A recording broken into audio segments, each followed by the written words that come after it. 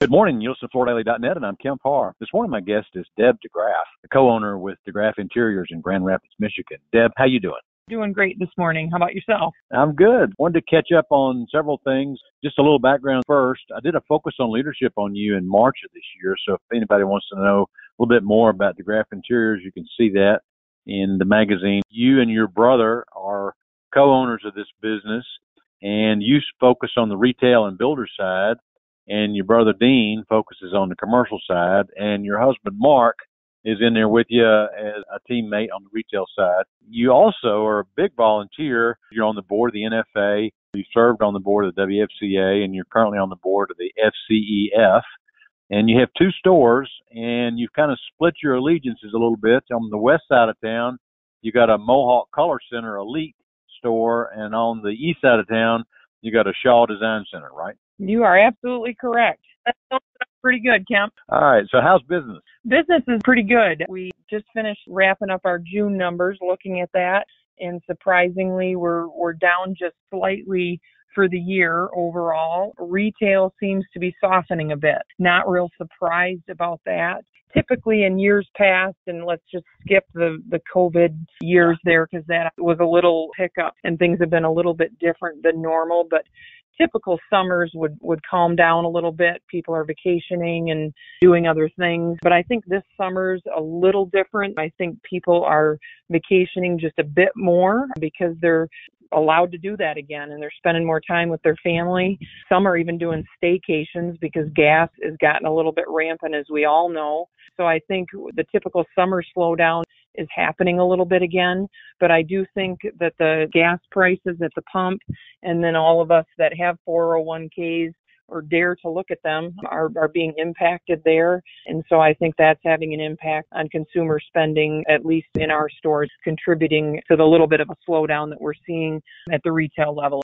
I am trying to get a read on this by talking to several of the professionals in this business. And, some people are saying it's our typical summer doldrums, which we haven't seen in a couple of years, thanks to the burst of energy we got around the government stimulus and the COVID stay-at-home.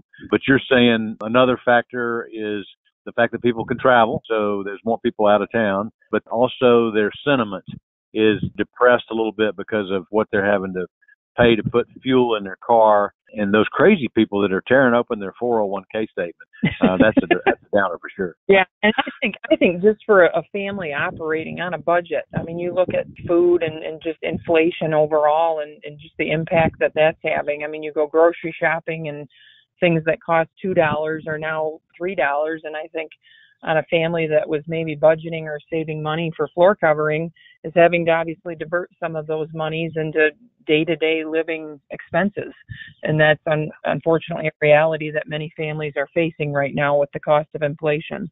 So most retailers that are really on top of their game saw some tremendous growth in 21, roughly 18 to 20%. Granted, some of that was inflationary increases on the cost of goods. And you say you're down slightly. Some people would be happy with that. What's your sentiment on that? We were up double digits in 21. Our numbers the first half of this year are down just a little bit. Yeah. And I'm okay with that. I just, based on everything going on, I'm happy with that. And I think in all honesty, and why I'm so passionate about the FCEF and being part of that Floor Covering Education Foundation, which, as you know, is focused on bringing new craftsmen into the trade.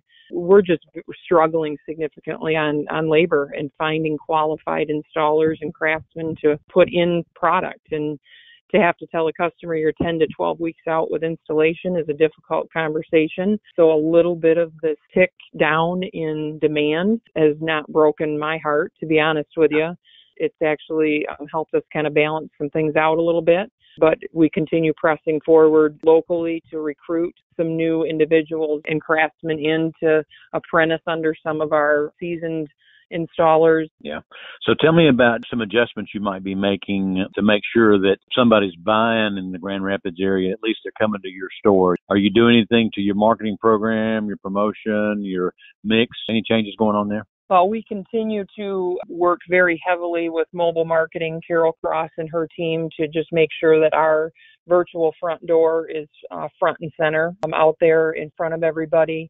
And they've done an amazing job to just make sure that we're the one that people find when they start searching. We're working, trying to get reviews, because obviously that's gold for us as retailers, get and harness those positive reviews when people are looking to utilize our services. Just updating our showroom, we're continuing to do that and freshen the look in the showroom, because our showroom obviously is our story to our customers when they come in. And we certainly don't want our story right now to be only about price, because I think all retailers right now would cringe if that's our only story, because that story continues to move up, and it's been a painful one, as I think we all can agree, the last year or so, dealing with the price increases. So we just continue to try to make sure that when customers come in, that they're seeing new product installed on our floor and new products available. I mentioned earlier how you split the business. Is Dean's business, he's focused on commercial. I guess that one's probably doing a little bit better than retail right now, right? That one has been very steady. Again, we are harnessed a little bit by labor there as well, to be honest with you.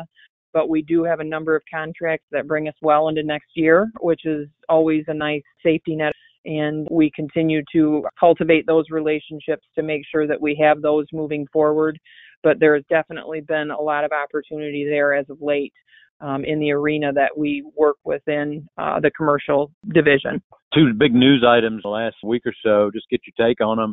One was this RFMS news about this European company that's coming in that's probably got a lot more horsepower and has purchased them. Any comment on that? I don't know much about CompuSoft, but what it does excite me is I feel that our industry as a whole, from when it comes to technology, is a little bit behind the eight ball.